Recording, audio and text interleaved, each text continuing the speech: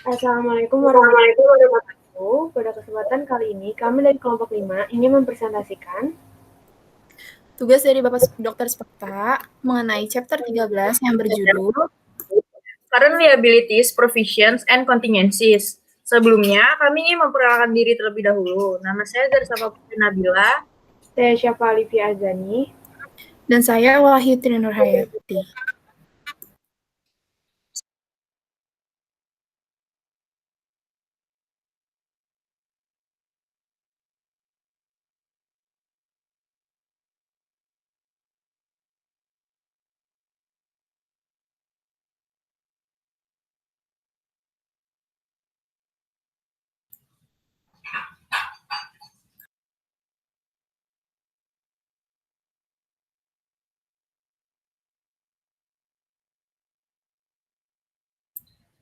Tujuan pembelajaran dari chapter ini untuk yang pertama, dapat menjelaskan sifat, penilaian, dan pelaporan kewajiban lancar.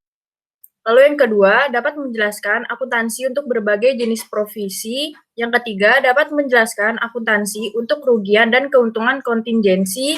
Dan yang keempat, dapat menunjukkan cara menyajikan dan menganalisis informasi terkait kewajiban. Next. Lalu di sini ada pratinjau bab 13 yang terdiri dari 4 bagian. Untuk bagian pertama itu current liabilities, lalu yang kedua provisions, yang ketiga contingencies, dan yang keempat presentation and analysis. Next.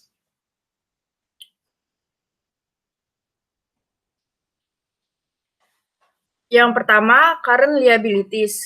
Kewajiban lancar dilaporkan jika salah satu dari dua kondisi ada. Yang pertama, kewajiban diharapkan akan diselesaikan dalam siklus operasi normalnya, atau kewajiban diharapkan akan diselesaikan dalam waktu 12 bulan setelah tanggal pelaporan. Siklus operasi adalah periode waktu yang berlalu antara perolehan barang dan jasa dan realisasi kas akhir yang dihasilkan dari penjualan dan pengumpulan berikutnya. Next.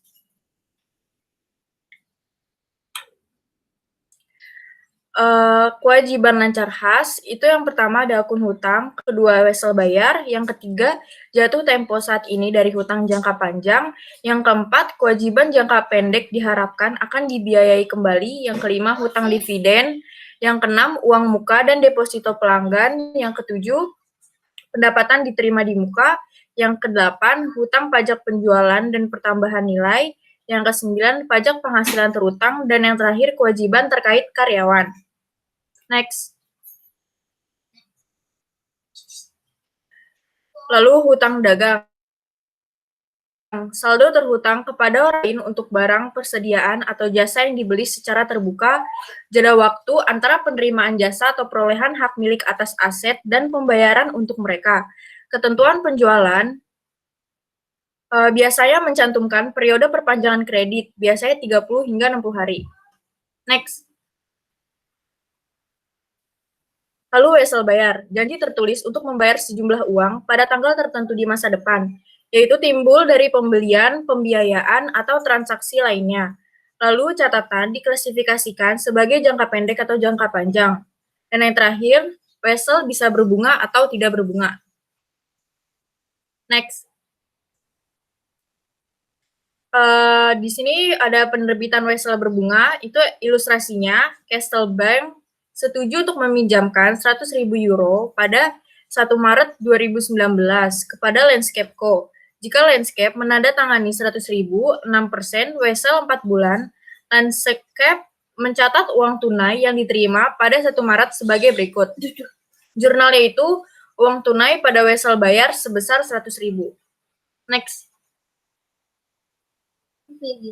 Penerbitan wesel berbunga, jika Landscape menyusun laporan keuangan setengah tahunan, maka jurnal penyesuaian berikut ini dibuat untuk mengakui beban bunga dan hutang bunga pada 30 Juni 2019.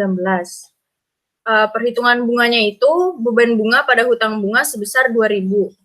Next. Ilustrasi pada tanggal 1 Maret, Landscape menerbitkan wesel bayar sebesar 102.000 euro 4 bulan tanpa bunga kepada Castle Bank. Nilai sekarang dari wesel tersebut adalah 100.000 euro. Landscape mencatat transaksi ini sebagai berikut. Jurnalnya itu uang tunai pada wesel bayar sebesar 100.000. Next. Jika Landscape menyusun laporan keuangan setengah tahunan, maka jurnal penyesuaian berikut dibuat untuk mengakui beban bunga dan kenaikan wesel bayar sebesar 2.000 euro pada tanggal 30 Juni. Jurnalnya itu beban bunga pada wesel bayar sebesar 2.000. Lalu pada saat jatuh tempo 1 Juli, Landscape harus membayar catatan tersebut dengan jurnal wesel bayar pada uang tunai sebesar 102.000. Next.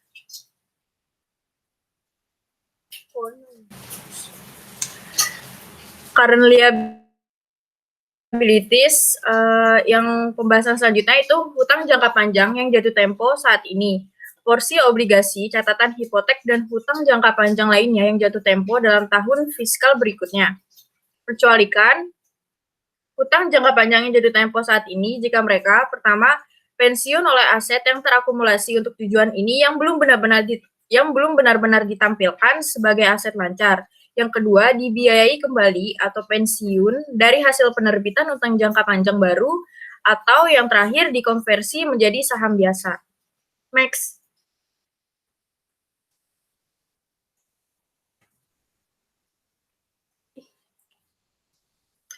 Lalu kewajiban jangka pendek diharapkan untuk dibiayai kembali, kecualikan dari kewajiban lancar jika kedua kondisi berikut terpenuhi. Yang pertama, harus bermaksud untuk membiayai kembali kewajiban tersebut dalam jangka panjang.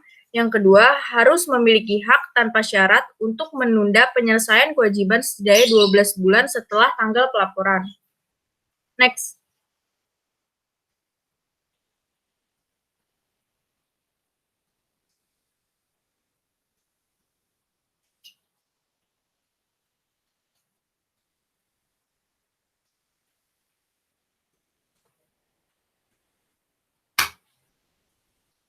Next, yuk.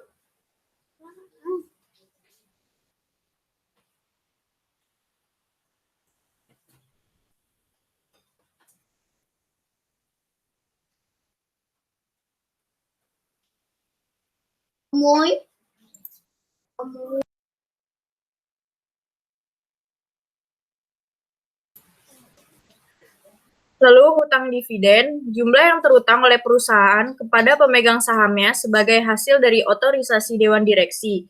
Umumnya dibayarkan dalam waktu 3 bulan. Dividen yang belum diumumkan atas saham preferen kumulatif tidak diakui sebagai kewajiban. Lalu hutang dividen dalam bentuk saham tambahan tidak diakui sebagai kewajiban. Dilaporkan dalam ekuitas. Next.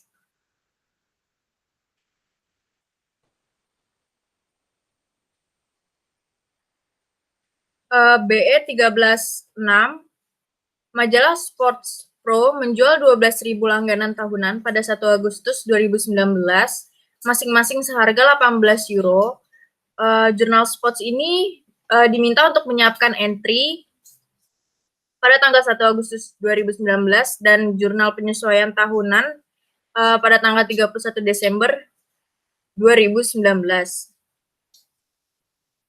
Untuk yang tanggal 1 Agustus, jurnalnya itu tunai pada pendapatan diterima di muka sebesar 216.000 itu didapat dari 12.000 dikali 18 euro. Lalu yang tanggal 31 Desember, jurnalnya itu pendapatan diterima di muka pada pendapatan langganan sebesar 90.000 euro itu didapat dari 216.000 dikali 5/12. Next.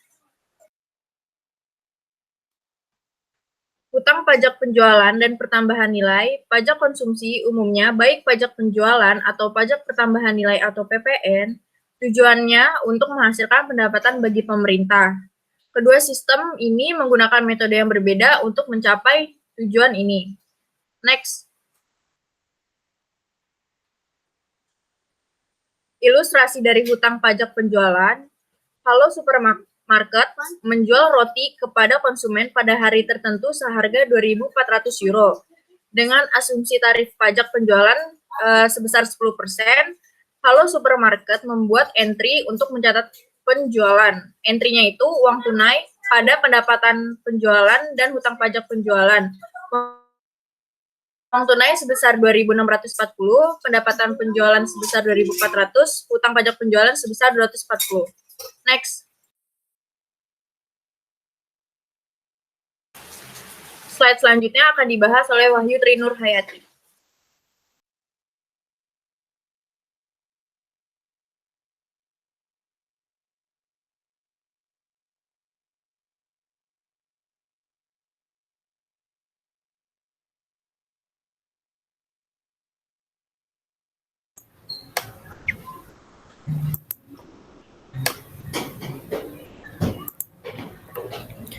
Selanjutnya ada kewajiban lancar dalam hutang pajak pendapatan.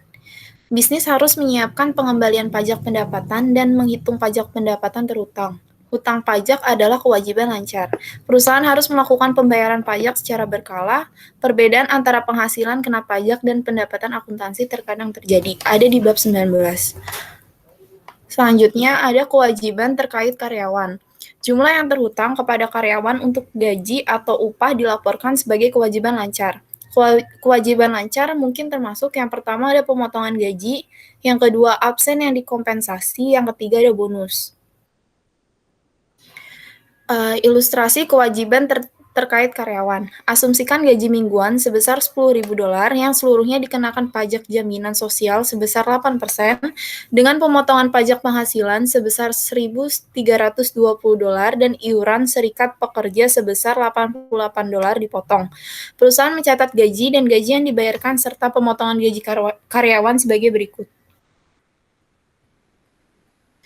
Yang pertama ada wage and salaries expense di debit sebesar $10.000.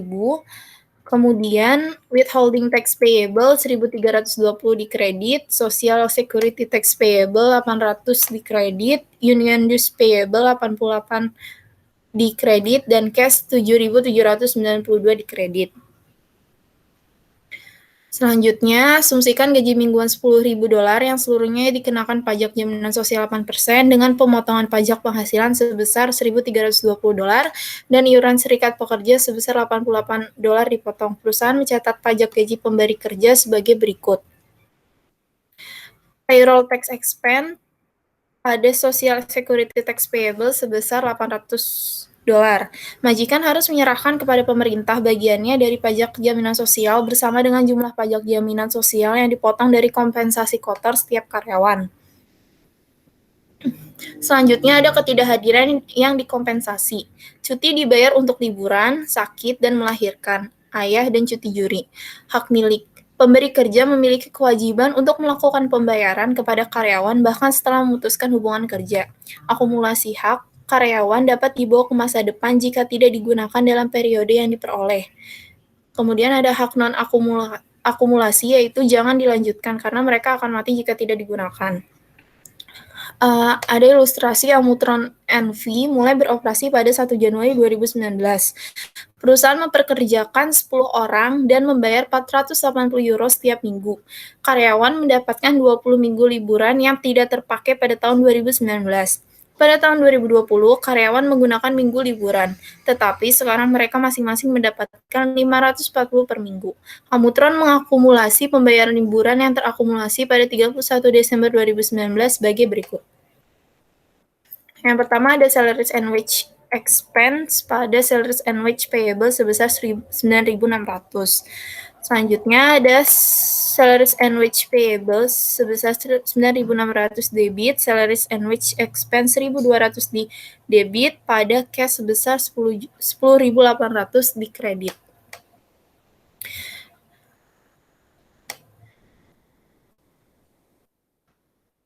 Ada ketentuan-ketentuan provisi untuk menjelaskan akuntansi untuk berbagai jenis provisi. Provisi adalah kewajiban dengan waktu atau jumlah yang tidak pasti. Dilaporkan baik sebagai kewajiban lancar atau tidak lancar. Jenis yang umum adalah kewajiban terkait litigasi, garansi atau jaminan produk, restrukturisasi bisnis, dan kerusakan lingkungan. Pengakuan provisi. Perusahaan memperoleh biaya dan kewajiban terkait untuk provisi hanya jika 3 kondisi berikut terpenuhi. Yang pertama, perusahaan memiliki kewajiban sekarang atau legal atau konstruktif sebagai akibat dari peristiwa masa lalu. Yang kedua, kemungkinan arus keluar sumber daya akan dibutuhkan untuk menyelesaikan kewajiban. Dan yang ketiga, ada estimasi yang andal dapat dibuat.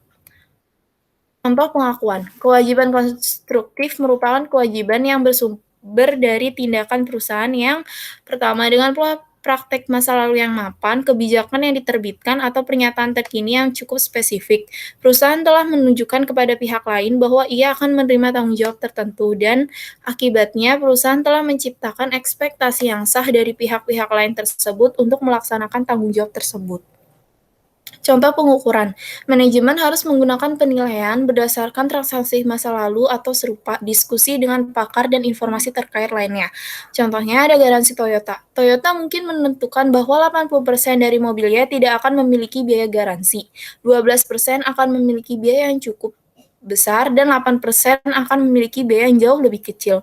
Dalam hal ini, dengan menimbang semua hasil yang mungkin dengan probabilitas terkait, Toyota mencapai nilai yang diharapkan untuk kewajiban garansi. Jenis ketentuan umum. Yang pertama ada ketentuan litigasi. Perusahaan harus mempertimbangkan hal-hal berikut dalam menentukan apakah akan mencatat tanggung jawab sehubungan dengan proses pengadilan yang tertunda atau terancam dan klaim dan penilaian aktual atau mungkin jangka waktu saat penyebab yang mendasarkan tindakan ini terjadi. Kemungkinan hasil yang tidak menguntungkan dan kemampuan untuk membuat perkiraan yang masuk akal tentang jumlah loss tersebut. Sehubungan dengan gugatan yang tidak diajukan dan klaim serta penilaian yang tidak ditegaskan, perusahaan harus menentukan yang pertama ada tingkat kemungkinan gugatan dapat diajukan atau klaim atau penilaian dapat diajukan, dan yang kedua ada kemungkinan hasil yang tidak menguntungkan. Jika keduanya mungkin terjadi, jika kerugiannya dapat diperkirakan secara wajar, dan jika penyebab tindakan tertanggal pada atau sebelum tanggal laporan keuangan, maka perusahaan harus mengakumulasikan kewajiban tersebut. Ketentuan litigasi. Pada BE 1312, Sorces AS terlibat dalam gugatan pada tanggal 31 Desember 2019. A. Siapkan jurnal 31 Desember dengan asumsi ada kemungkinan Sorces akan bertanggung jawab atas 900.000 sebagai akibat dari gugatan ini, dan B. Persiapkan jurnal 31 Desember jika ada, dengan asumsi tidak besar kemungkinan Sorces akan bertanggung jawab atas pembayaran apapun sebagai akibat dari tuntutan ini. Untuk jawaban yang A, itu dapat jurnal lawsuit loss terhadap lawsuit liability sebesar 900.000. Dan yang B, tidak ada entry yang diperlukan karena kerugian tidak diakrualkan karena kemungkinan besar kewajiban tidak timbul pada tanggal 31 Desember 2019. Jenis ketentuan umum, ketentuan garansi, yang dibuat oleh penjual pada pembeli untuk memperbaiki kekurangan kuantitas, kualitas, atau kinerja dalam suatu produk. Jika memungkinkan, besar pelanggan akan membuat klaim garansi dan perusahaan dapat diperkirakan biaya yang diperlukan secara wajar, perusahaan harus mencatat pengeluaran.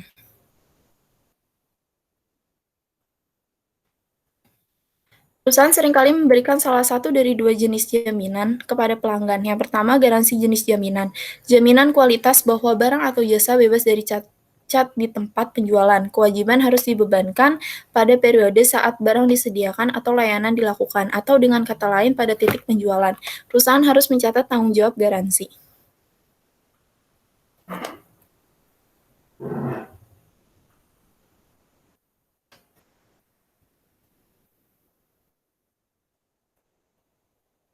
Selanjutnya, ada relative provision. Perusahaan seringkali memberikan salah satu dari dua jenis jaminan kepada pelanggan. Garansi jenis layanan dan garansi yang diperpanjang untuk produk dengan biaya tambahan. Nah, untuk garansi yang diperpanjang untuk produk dengan biaya tambahan biasanya dicatat dalam akun pendapatan jaminan diterima di muka. Akui pendapatan dengan metode garis lurus selama periode berlakunya jaminan jenis layanan. Selanjutnya ada jenis ketentuan umum hutang pertimbangan.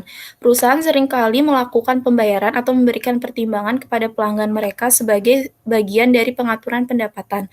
Perusahaan menawarkan premi, penawaran kupon, dan rabat untuk merangsang penjualan. Perusahaan harus membebankan biaya premi dan kupon ke biaya selama periode penjualan yang mendapatkan keuntungan dari program tersebut. Selanjutnya akan dibahas oleh Syafa Alivia Azani.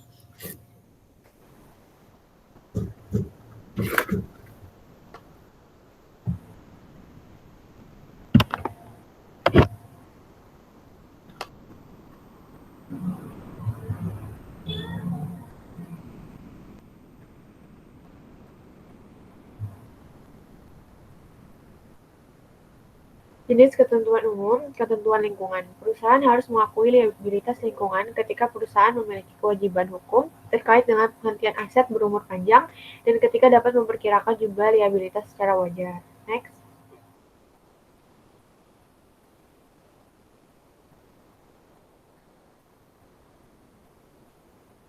Ketentuan lingkungan yang pertama itu ada obligation events. Contoh kewajiban hukum yang ada yang membutuhkan pengakuan kewajiban termasuk, tetapi tidak terbatas pada ada 4. Yang pertama, penonaktifan fasilitas nuklir.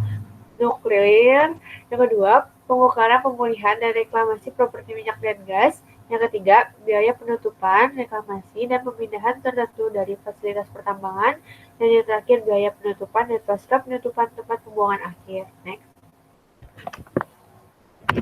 Ada pengukuran. Perusahaan pada awalnya mengukur tanggung jawab lingkungan dengan perkiraan terbaik untuk biaya masa depannya.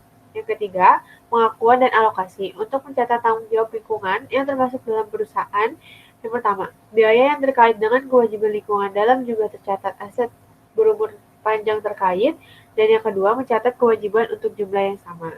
Next.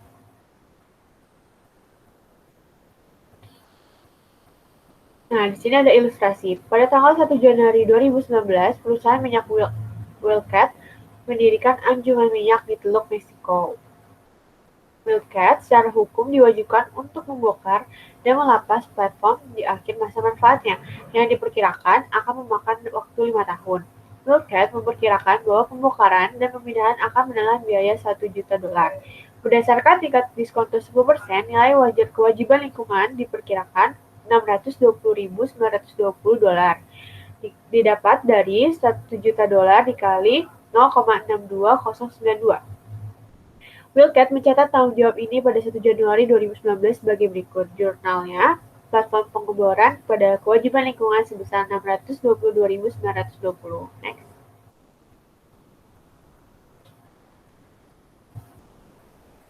Ilustrasi selanjutnya, selama umur aset, Wildcat mengalokasikan biaya pensiun aset ke beban.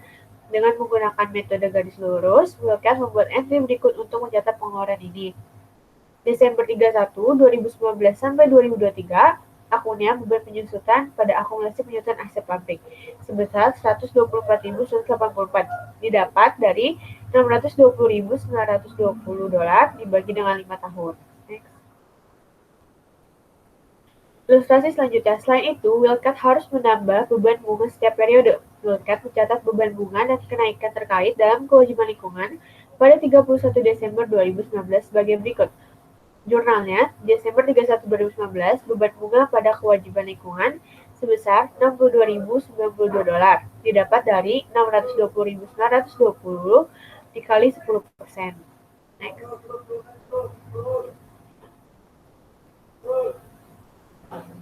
Ilustrasi selanjutnya, pada 10 Januari 2024, Wildcat membuat kontrak dengan Reclaimers Inc. untuk membongkar platform dengan harga kontrak $995.000. Wildcat membuat entry jurnal sebagai berikut untuk mencatat penyelesaian kewajiban. Januari 10, 2024, akunnya adalah kewajiban lingkungan pada keuntungan dari penyelesaian kewajiban lingkungan sebesar $5.000 dan uang tunai sebesar $995.000. Jadi kewajiban lingkungannya $1 juta.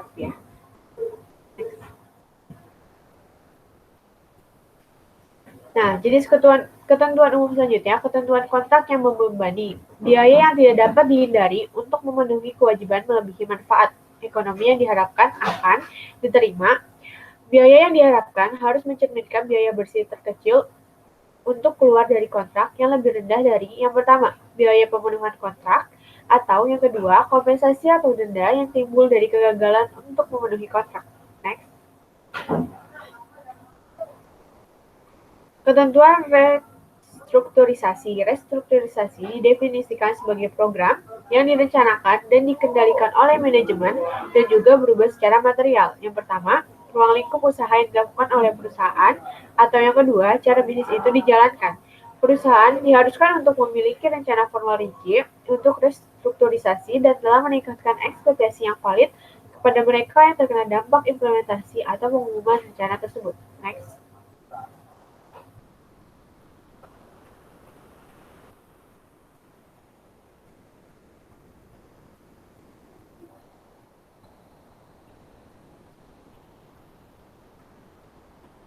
Next. IFRS memberikan panduan khusus terkait dengan biaya dan kerugian tertentu harus dikeluarkan dari ketentuan restrukturisasi. Ada cost include, ada cost exclude. Cost include direct incremental, employee termination, cost related directly to the restructuration. Contract termination costs such as lease termination penalties. Yang ketiga, onerous contract provisions. Terus kalau cost exclude, yang pertama ada investment in new system, yang kedua lower utilization of facilities, yang ketiga cost of training or location staff, yang keempat cost of moving asset or operation, yang kelima administration or marketing cost, yang keenam allocation of corporate overhead, dan yang terakhir expected future costs or expected operating loss unless they related to an onerous contract. Next.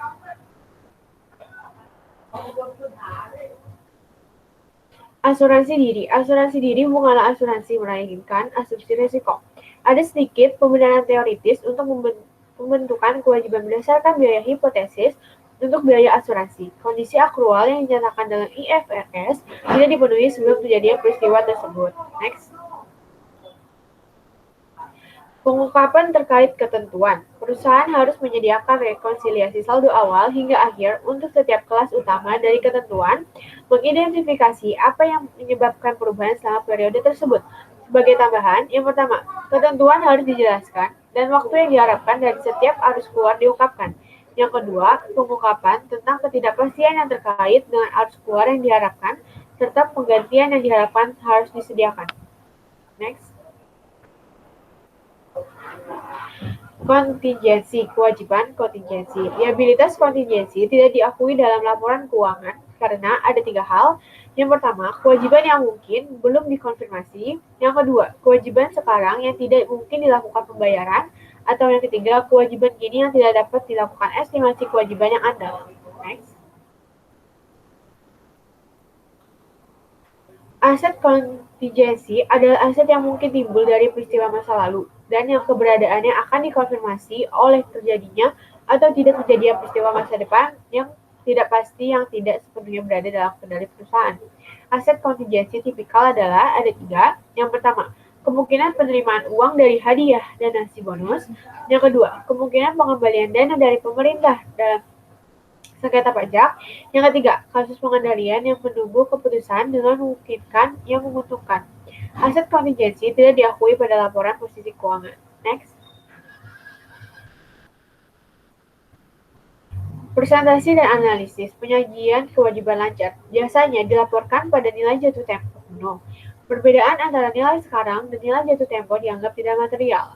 Next.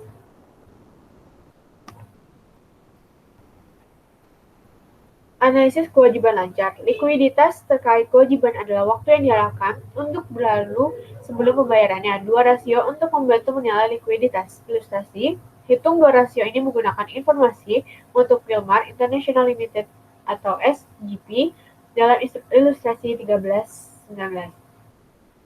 Current ratio, current asset dibagi current liabilities, $18.801.101 dibagi dengan $14.690.765 sama dengan 1,28 kali.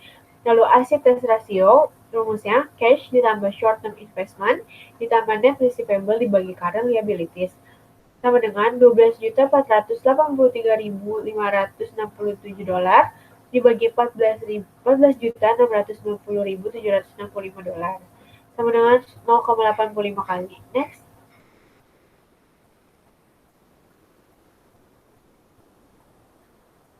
Next. Untuk soal-soal chapter 12, yang pertama akan dijelaskan oleh Azhar Safa Putri Nabila.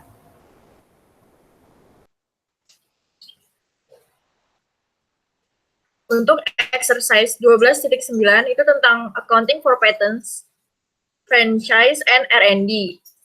Devon Harris Company has provided information on intangible assets as follows.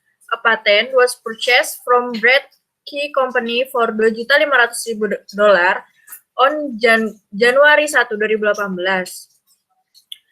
Harris estimated the remaining useful life of the patent to be 10 years. The patent was carried in Brad Key accounting records at a net book value $2 juta when Brad Key sold it to Harris. During 2019, a franchise was purchased from Green Company for $580.000. In addition, 5% of revenue from the franchise must be paid to Green. Revenue from the franchise for 2019 was $2.500.000. Harris estimates the useful life of the franchise to be 10 years and takes a full year's amortization in the year of purchase. Harris incurred research and development costs in 2019 as follows. Untuk materials and equipment sebesar $142.000, personil $189.000, indirect cost $102.000, totalnya itu $433.000. Harris estimates that these costs will be recouped by December 31, 2022, but due to uncertainty in the market, its process has not achieved economic viability. The materials and equipment purchased have no alternative use. On January 1, 2019, because of recent events in the field, Harris estimates that the remaining life of the patent purchased on January 1, 2018 is only 5 years from January 1, 2019. Untuk instruction-nya itu yang A, prepare a schedule showing the intangible sections of Harris' statement of financial position at December 31, 2019, show supporting computation in good form.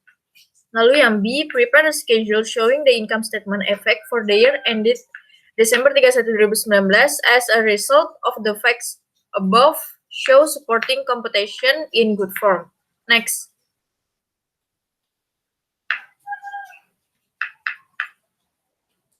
Untuk jawaban yang A, patent from Brad Company net of accumulated amortization of $700.000, schedule 1 sebesar $1.800.000. Lalu franchise from Green Company net of accumulated amortization of $58.000 dari schedule 2 itu sebesar $522.000. Jadi total intangibles-nya itu sebesar $2.322.000. Untuk schedule yang pertama, computation of patent from Brad Key Company, cost of patent at date of purchase itu sebesar $2.500.000. Lalu amortization of patent for 2019 sebesar $250.000, itu dikurangi $250.000, didapat dari $2.500.000 dibagi 10 tahun. Sehingga $2.500.000 dikurang $250.000 dapat $2.250.000, lalu dikurangi amortization of patent for 2010 sebesar $450.000 yang didapat dari $2.250.000 dibagi 5 tahun, sehingga didapat patent balance sebesar $1.800.000. Untuk schedule 2, computation of franchise from Green Company, cost of franchise at date of purchase itu sebesar $580.000, dikurangi amortization of franchise for 2010 sebesar $58.000 yang didapat dari $580.000 dibagi 10, sehingga franchise balance-nya didapat sebesar $522.000. Next. Untuk yang B itu income statement effect for the year ended December 31, 2019. Patent from Bradkey Company, amortization of patent for 2010 sebesar $450.000 didapat dari $2.250.000 dibagi 5 tahun. Lalu franchise from Green Company, amortization of franchise for 2010 sebesar $58.000 didapat dari $580.000 dibagi 10. Lalu payment to Green Company sebesar $125.000 didapat dari $2.500.000 dikali 5%. Lalu 58.000 ditambah 125.000 menjadi 183.000. Lalu research and development cost itu sebesar 433.000. Jadi total charge against income itu sebesar 1.066.000. Next. Untuk soal selanjutnya akan dibahas oleh Wahyu Tri Nurhayati.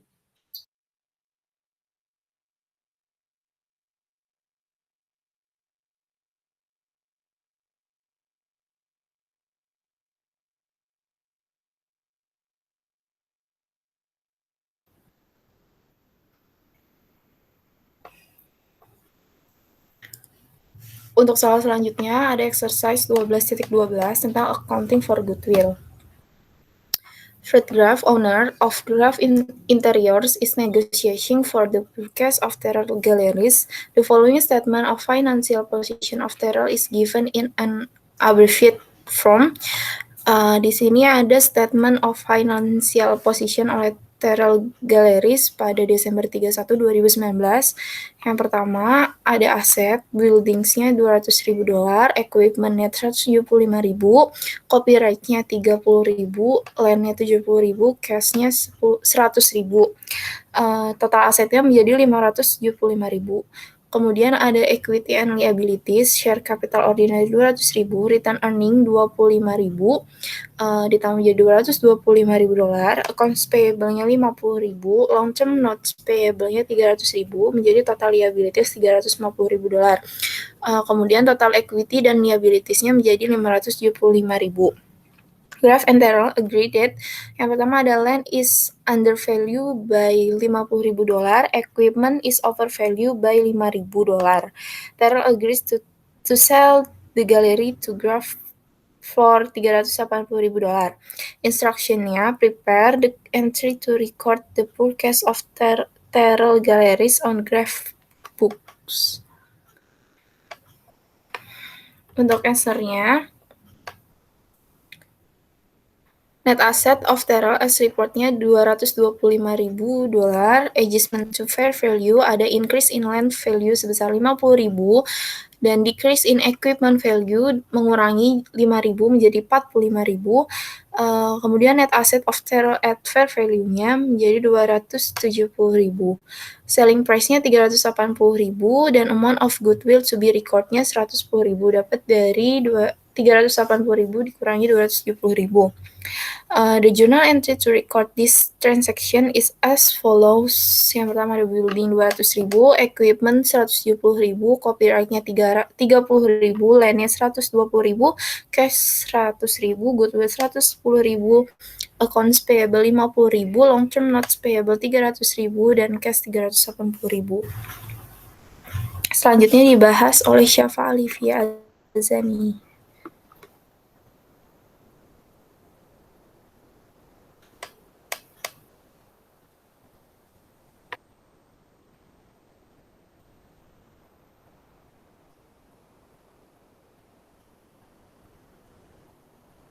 Untuk soal P12.2, Accounting for Patents, Collaboratis hold a valuable patent 16758, strip 6002, strip 1A, on a precipitator that prevents certain types of air pollution. Chow doesn't manufacture or sell the product and process it developed. Instead, it conducts research and develop products and process which is patents, and assign the patent to manufacturers on a royal basis. Occasionally, it sells a patent. The history of Chow's patent number 752 strip 6002 strip 1A is as follow.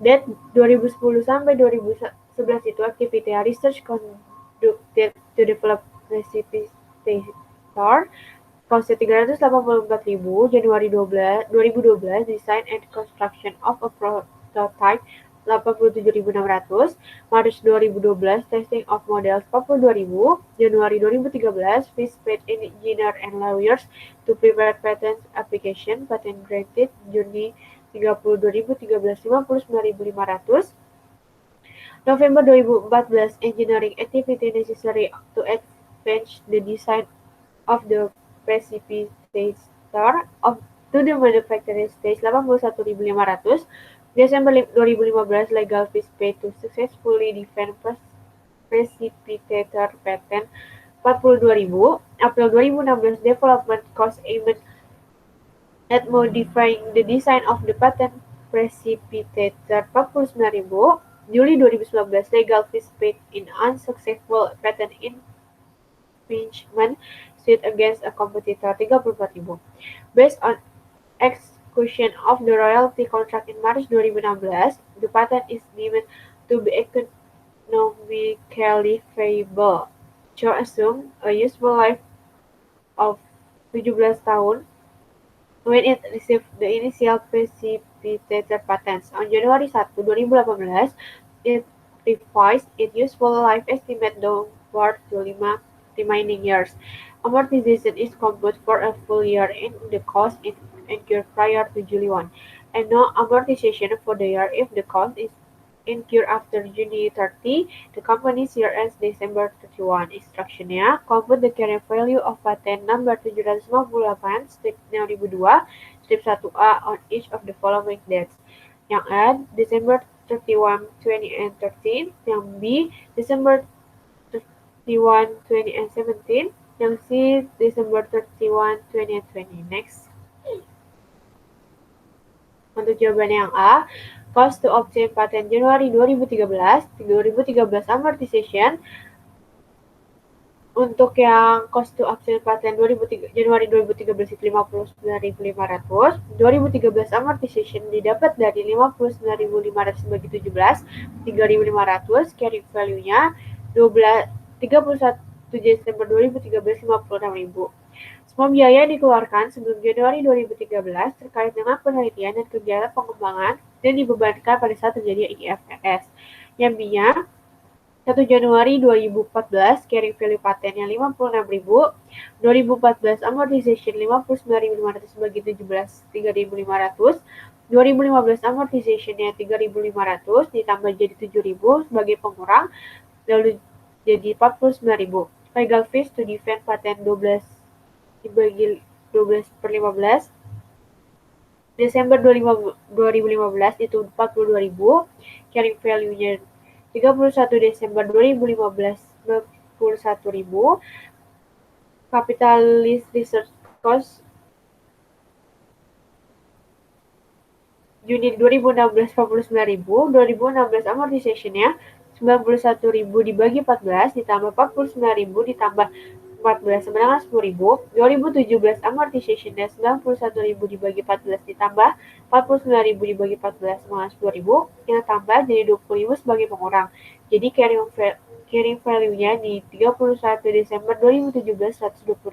Next. Nah, biaya yang dikeluarkan pada tahun 2014 terkait dengan penelitian dan pengembangan atau R&D activity dan dibebankan pada saat terjadinya. Untuk yang C itu 1 Januari 2018 carrying value 120.000, 2018 amortization-nya 120.000 dibagi 5 24.000, 2019 amortization-nya 24.000, 2020 amortization-nya juga 24.000, kita total jadi 72.000 sebagai pengurang. 120.000 dikurangi 72.000 sama dengan 48.000 sebagai carrying value 31 Desember 2020. Biaya hukum tahun 2020 dibebankan karena gugatan tidak berhasil.